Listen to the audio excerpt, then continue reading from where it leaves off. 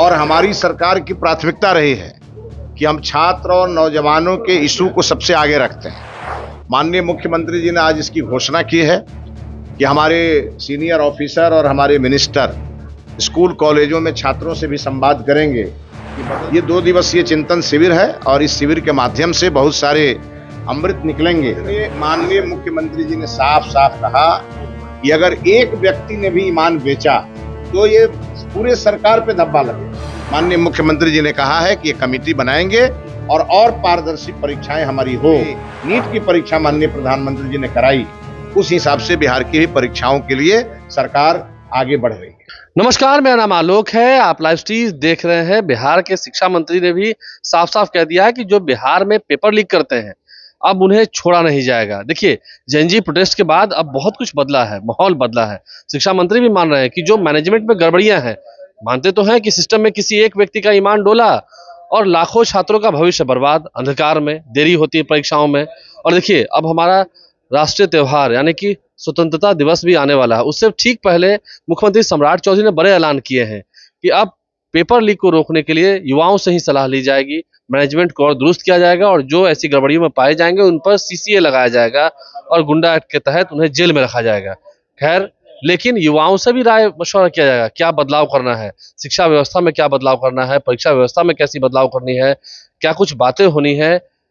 मुख्यमंत्री सम्राट चौधरी ने इसके बारे में आज घोषणा की है, अपनी बातों को रखा है। देखिए, 2 दिवसीय कार्यशाला का आयोजन किया गया था, राज्य स्तरीय कार्यशाला सह चिंतन शिविर का आयोजन किया गया था शिक्षा विभाग की ओर से, जिसमें मुख्यमंत्री सम्राट चौधरी सहित चीफ सेक्रेटरी प्रत्यय अमृत सभी मौजूद थे। मुख्यमंत्री ने क्या कहा हमने आपको सुनाया है, सम्राट चौधरी ने क्या कहा वो भी आपने वीडियो देखा होगा लाइव स्ट्रीम पर। शिक्षा मंत्री क्या कर रहे हैं हम आपको सुनाते हैं। स्वामी विवेकानंद जी ने जिस प्रकार से भारत का मान पूरी दुनिया में बढ़ाया था, तब से युवा हमारे आदर्श है और युवा ही हमारी शक्ति है। इसीलिए इस शक्ति को सभी ने पहचाना है और हमारी सरकार की प्राथमिकता रही है कि हम छात्र और नौजवानों के इशू को सबसे आगे रखते हैं।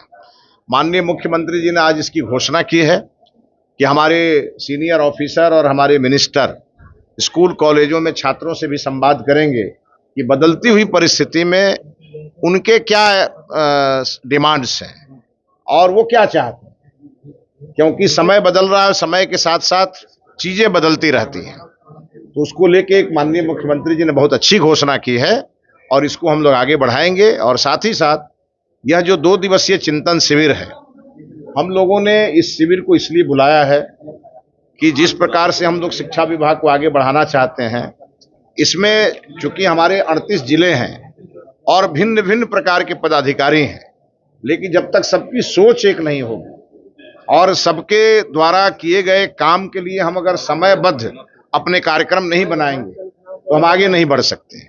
और इसीलिए ये 2 दिवसीय चिंतन शिविर है और इस शिविर के माध्यम से बहुत सारे अमृत निकलेंगे, जिसके माध्यम से हम आगे बढ़ेंगे।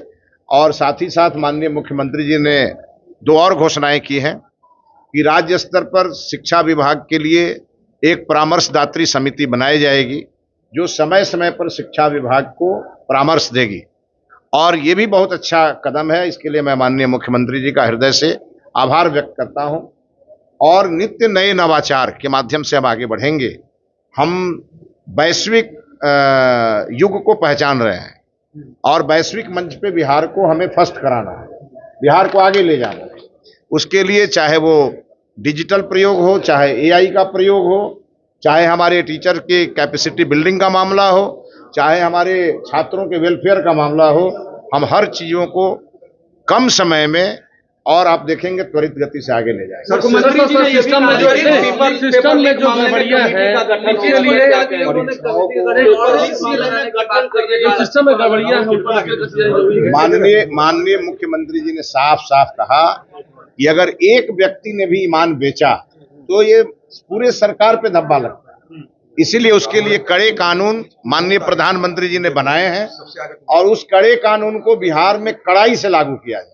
कमेटी बनाने की बात। हाँ बिल्कुल, उसको इम्प्लीमेंट करने के लिए, नजर रखने के लिए, परीक्षा सुधारों के लिए काम करने के लिए, आगे बढ़ने के लिए माननीय मुख्यमंत्री जी ने कहा है कि ये कमेटी बनाएंगे और पारदर्शी परीक्षाएं हमारी हो और पूरी तरह से जैसे अभी नीट की परीक्षा माननीय प्रधानमंत्री जी ने कराई, उस हिसाब से बिहार की भी परीक्षाओं के लिए सरकार आगे बढ़ रही है। तो बिहार के शिक्षा मंत्री मिथिलेश तिवारी क्या कुछ कहते हैं, आपने सुनवाया है। आप लाइव स्ट्रीम से बने रहे। महाराष्ट्रीय त्योहार आने वाला है, उससे पहले सरकार ने भी बड़ा कदम उठाया है। युवाओं के बीच खुद सरकार के प्रतिनिधि जाएंगे, मंत्री जाएंगे, विधायक जाएंगे, हर जिलों में जाएंगे और उनसे राय विचार करके ही तब आगे परीक्षाएं होंगी। कैसे परीक्षाओं को बेहतर किया जाए, परीक्षा के सिस्टम को कैसे और दुरुस्त किया जाए, ये हमने आपको सुनाया है, मिथिलेश तिवारी ने बताया है। हमारे चैनल को सब्सक्राइब कर लें, साथ साथ फेसबुक पेज भी लाइक करें। धन्यवाद।